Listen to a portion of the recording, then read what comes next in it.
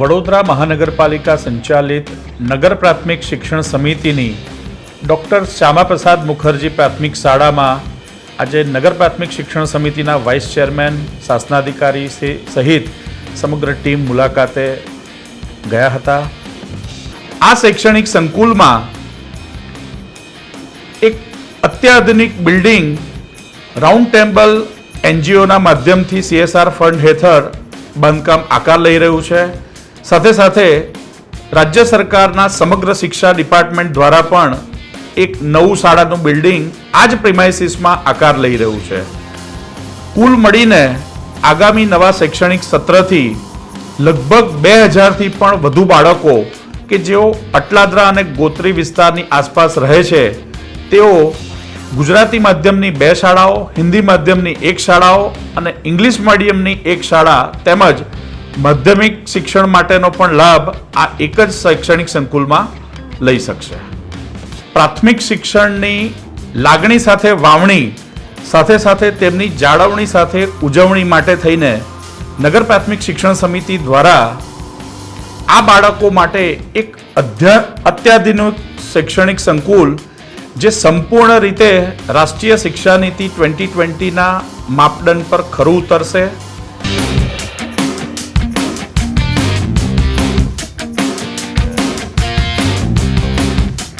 Doctor Shyamaprasad Mukherjee પ્રાથમિક શાળાનું શૈક્ષણિક સંકુલ રમતગમતનું મેદાન, સુંદર મજાનો વોકવે, સરસ મજાનું લેન્ડસ્કેપ ગાર્ડન, સુંદર મજાની લાઇબ્રેરી, આધુનિક ટેકનોલોજીથી સભર કમ્પ્યુટર લેબ, કોડિંગ અને રોબોટિક્સની લેબ તેમજ બાળકો માટેના કાઉન્સિલિંગ સેન્ટર્સ સાથેની ઉત્કૃષ્ટ વ્યવસ્થા સાથે કાર્યાન્વિત થવા આગામી શૈક્ષણિક વર્ષથી થવા જઈ રહ્યું છે।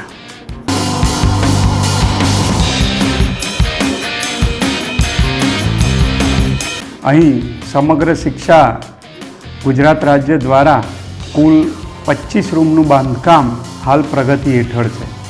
ઉપરાંત રાઉન્ડ ટેબલ એનજીઓ દ્વારા પણ 12 રૂમોના બાંધકામનું એક બિલ્ડિંગ તૈયાર છે જે જાન્યુઆરીથી અમે ઉપયોગમાં લેવાના છીએ।